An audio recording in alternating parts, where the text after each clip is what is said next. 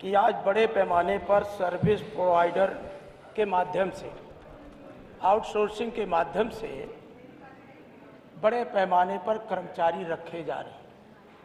खासकर बिजली विभाग तो पूरा का पूरा आज उन्हीं के हवाले है। हर विभाग में आपका नगर विकास भी आज उन्हीं पर आधारित है। स्वास्थ्य विभाग भी, जो बड़े विभाग हैं, आज आउटसोर्सिंग के माध्यम से कर्मचारी रखे जा रहे हैं। तो मैंने सरकार से जानना चाहता, क्या आप उनके लिए कोई नियमावली बनाने जा रहे हैं? क्या ऐसे लोगों को आप नियमित करने जा रहे हैं? तो सरकार ने जवाब दिया कि नहीं, इसके माध्यम से लिए जाने वाले कर्मी राज्य सरकार द्वारा नियुक्त कर्मी नहीं है।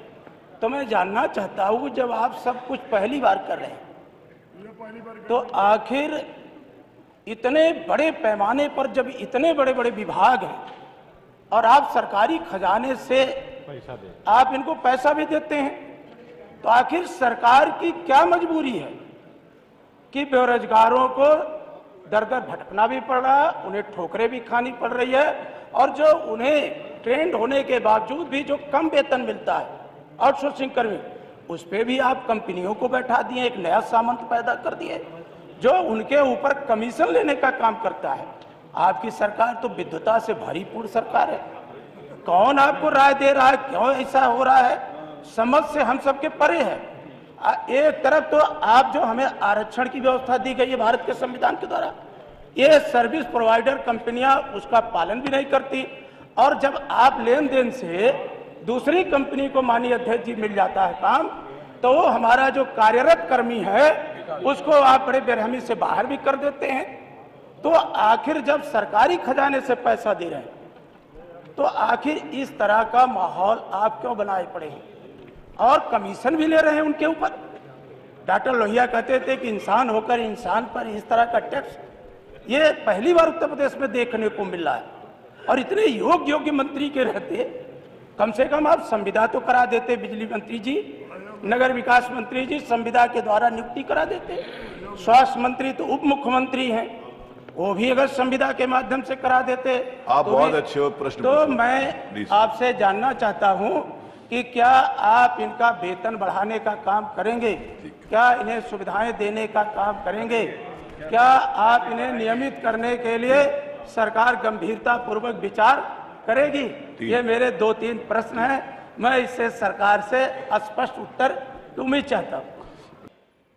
माननीय, यह योजना 1999 में बनी और माननीय मंत्री जी संदीप जी जो उत्तर दे रहे हैं इस सवाल का, उनके दादाजी के समय में ये योजना शुरू हुई 2001 में, और 2004 में माननीय मुलायम सिंह जी ने इस योजना को विस्तार दिया। 1,88,000 शिक्षा मित्र उस समय भर्ती किए गए थे, लेकिन आज ये संख्या घट के 1,32,000 शिक्षा मित्रों की रह गई है। 2014 में 60,442 शिक्षा मित्रों को सहायक अध्यापकों के पद पर समायोजित भी किया गया था, तथा दिनांक 8/4/2015 को 77,000 शिक्षा मित्रों को सहायक अध्यापक के रूप में भी समायोजित किया गया था। लेकिन मामला चूंकि सुप्रीम कोर्ट में चला गया और सुप्रीम कोर्ट के मामले के बाद ये शिक्षा मित्र पुनः शिक्षा मित्र बन गए। मान्यवर, 2017 से पहले ये शिक्षा मित्र मात्र 3,500 रुपये पाया करते थे, और 2017 से मात्र ये 10,000 रुपये इनको मिल रहे हैं। ये बहुत ही अमानवीय है। हम सभी भी देख रहे हैं कि जो समान शिक्षा है, समान योग्यता के आधार पर जो समान काम करते हैं, वो बिल्कुल गलत है। चूंकि सहायक अध्यापकों का मूल वेतन 34,400 रुपये है और इन शिक्षा मित्रों को मात्र 10,000 रुपये मिल रहे हैं, वही कार्य कर रहे हैं। मान्यवर, मैं सरकार से और इस सदन से सहानुभूतिपूर्वक विचार करते हुए ये आग्रह करना चाहता हूं कि इन शिक्षा मित्रों का मानदेय बढ़ाया जाए। और हम सभी जानते हैं घरों में 10,000 रुपये में तो घर में कोई नौकर भी नहीं रहता जो झाड़ू पोछा करता है। तो इनके साथ इतना सौतेला व्यवहार लगातार जारी है।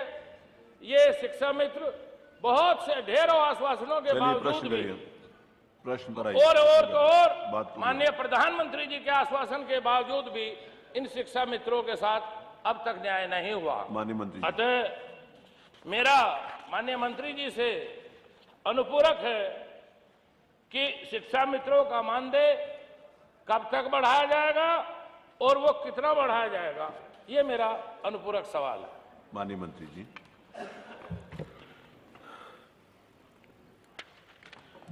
माननीय अध्यक्ष जी, शिक्षा मित्रों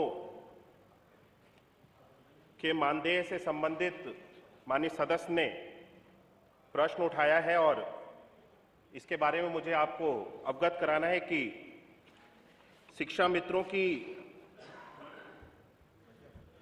नियुक्ति जब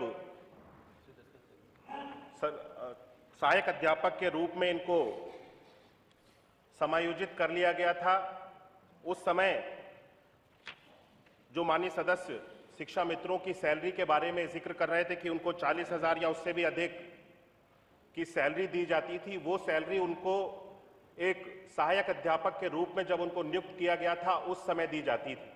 लेकिन माननीय उच्च न्यायालय के द्वारा, सर्वोच्च न्यायालय द्वारा इस समायोजन को निरस्त कर दिया गया और उसको निरस्त करने के बाद वापस उनको शिक्षा मित्र के रूप में समायोजित कर लिया गया। और उस समय इनकी जो मानदेय की धनराशि थी वो 3500 रुपए थी। उस 3500 रुपए की धनराशि को हम सब लोगों ने 3 गुना बढ़ाते हुए लगभग 10,000 करने का हम सब लोगों ने निर्णय लिया था और वर्तमान में इनको 10,000 रुपए का मानदेय दिया जाता है। सभी हमारे जितने भी शिक्षा मित्र हैं, हमारे शिक्षा मित्र जो भी हैं, इनके द्वारा एक उच्च न्यायालय में भी रिट याचिका को दाखिल किया गया था, जिसमें यह निर्णय हुआ कि एक कमेटी का गठन कर दिया जाए जिसके माध्यम से शिक्षा मित्रों के साथ में समन्वय बनाते हुए जो भी धनराशि को बढ़ाने का प्रस्ताव है उसको बना करके पेश किया जाए, रखा जाए। और वर्तमान में मैं आपको अवगत करना चाहता हूं कि 14/11/2023 को शिक्षा निदेशक बेसिक की अध्यक्षता में 4 सदस्यीय कमेटी का गठन भी किया गया है और समिति द्वारा शिक्षा मित्रों के साथ बैठक करते हुए इस संबंध में कार्रवाई को भी आगे बढ़ाया जा रहा है।